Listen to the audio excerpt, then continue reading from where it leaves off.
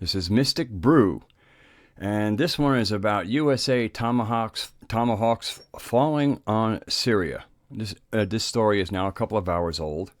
It's a little bit more than an hour old when I first put it up. I want to thank Fractal Truth and Swami Shivananda Giri for alerting me to the fact that me having a second mic on had created a strange chipmunk effect, and which was, not pleasant. You could actually make out the words. There were two audio tracks. One was this one, and you could hear my voice really well. But when I put the other mic on, I just thought maybe it'd give it a fuller sound or something.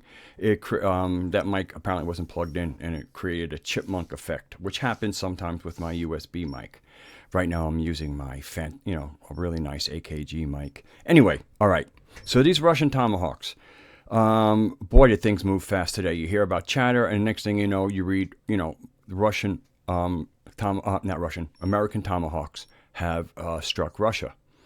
So I'm going to read a piece put out by the Pentagon, because I find the language, I don't know, in the middle of what it looks like we're in, I actually find the language encouraging, and I will share that page with you while I read it.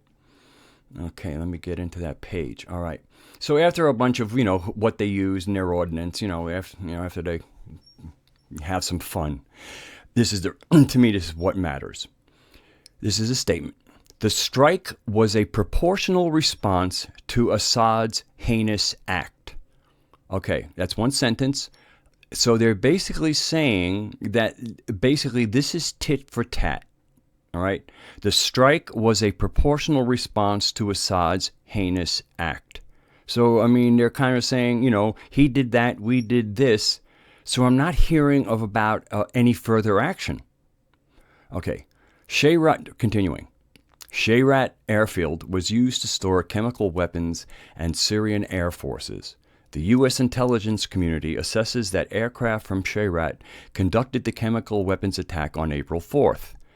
The strike was intended to deter the regime from using chemical weapons again. Now, this is the last sentence. I'm breaking from the text. This is the last sentence of that paragraph. And to me, it reinforces the first. If I read them together, the strike was a proportional response to Assad's heinous act. The strike was intended to deter the regime from using chemical weapons again. So again, this language sounds like they're accusing Assad of doing something. This is their response. Their response was meant to deter him from doing this again. This sounds like a done deal to me. As far as from the United States. Now, if Assad absorbs this like all the other insults that he's absorbed from many sectors, and if the Russians decide, okay, yeah, whatever, you did tell us and we got our guys out of the way, if Russia and Syria just absorb this, again, it was an air base. So let me read a little bit more. Back to the text. Russian forces were notified in advance of the strike using the established deconfliction line.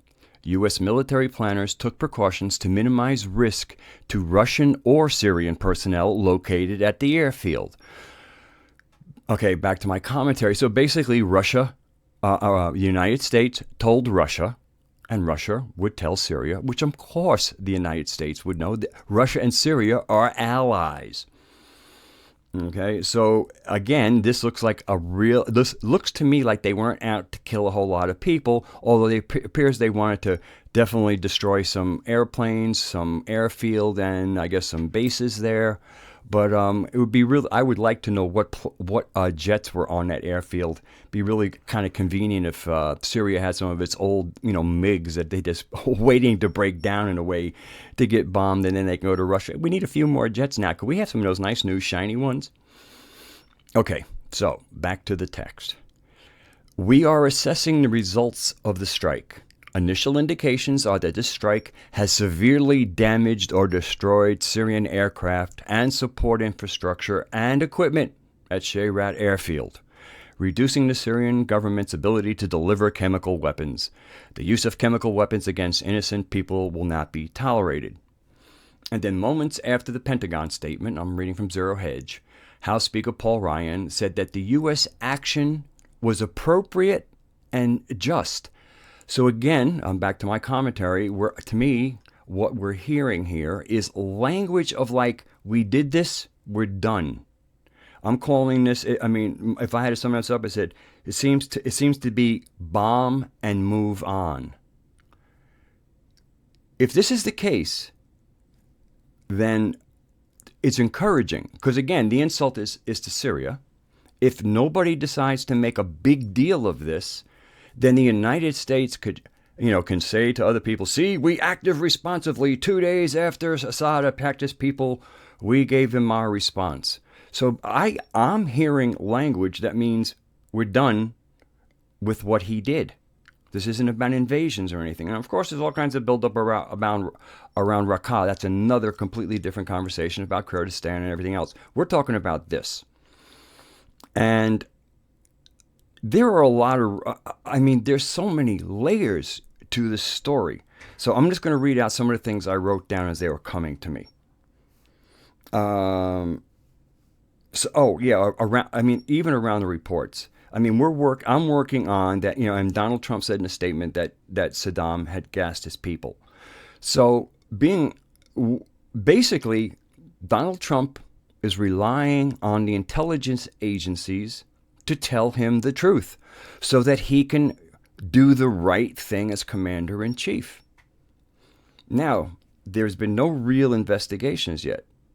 And just like Ghouta was proved to be part of al-Nusra, I'm quite sure we're going to find out that Assad did not drop gas on anybody. I think it's more like the story that when they were bombing the terrorist weapons depots, there were these things there and they got dispersed. Or a place they were processing got broken open. Whatever it is, the Syrian forces did not drop any kind of nerve agents, gas, or anything on the people. They were bombing a weapons depot. The weapons depot had these weapons in them, and apparently this stuff and weapons don't go very well. It looks like some kind of chlorine thing. With regard to the sarin gas, which is what they're claiming, everybody who knows anything about sarin gas, and I learned from the people who know about sarin gas, is that you can't handle bodies barehanded like you see in the pictures. Sarin gas will go right through your skin and kill you also. Or else, if you don't, depending on your dose. But it's that toxic. You don't handle sarin gas. And I'm talking about government grade. There might be some kind of sarin agent that is not mixed and therefore isn't toxic to the level that it's transdermal. But everything is indicating that it wasn't sarin gas, that the reports from the Russian MOD, that's the Ministry of Defense, about they were in the places they were bombing. Nobody intended that. Is it a catastrophe for the people involved? Yes. But it's like nobody was intending to do this. And I'm quite sure that the gas that was ever there was probably intended to get logged into Damascus or something. But that's another story. So no gloves, that means there was no weaponized sarin. Also, Syrian girl was on prior to the attacks today on Alex Jones. So that was a really interesting thing about even this story. Assad is doing fine in Syria. He's beating back. He's really getting legitimacy. The day before they had said, we're not going after Assad anymore. The Syrian people can stay. The very next day, he bombs his people. That is so retarded. That's brain damaged, imbecile, idiot, breathing vegetable kind of thing that somebody would do. This story is so blatantly unbelievable.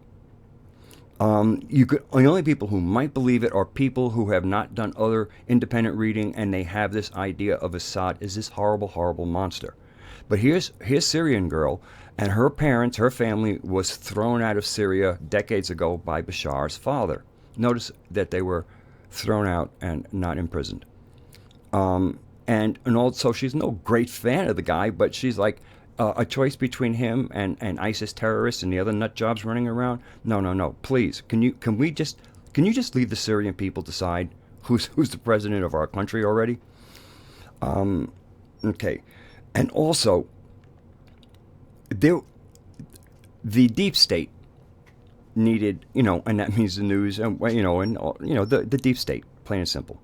The deep state needed a crisis, because the two things that were in the news, their weakening case against Donald Trump and his Russian involvement. I mean, Schiff was on the attack, and then the other day, after he saw some papers going, well, I don't think we have such a definitive case here. That story's weakening. Deep State doesn't want that story to weaken. Now, the story that's strengthening is that Rice looks like she did some creepy things, and it might look bad for the Obama administration, a whole bunch of people. That's a story that's growing in evidence. The Russian story, evidence is now, we're months behind. There's still nothing more. Adam Schiff even backs off of it. On the Rice story, everybody's saying, don't look here. People are telling, don't listen to it. And meanwhile, evidence is mounting. So those are two stories that the Deep State wants out of the news. That Trump is looking clean and that Rice is looking dirty.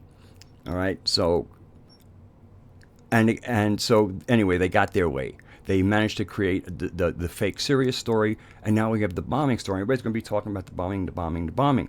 So this keeps everything off of there.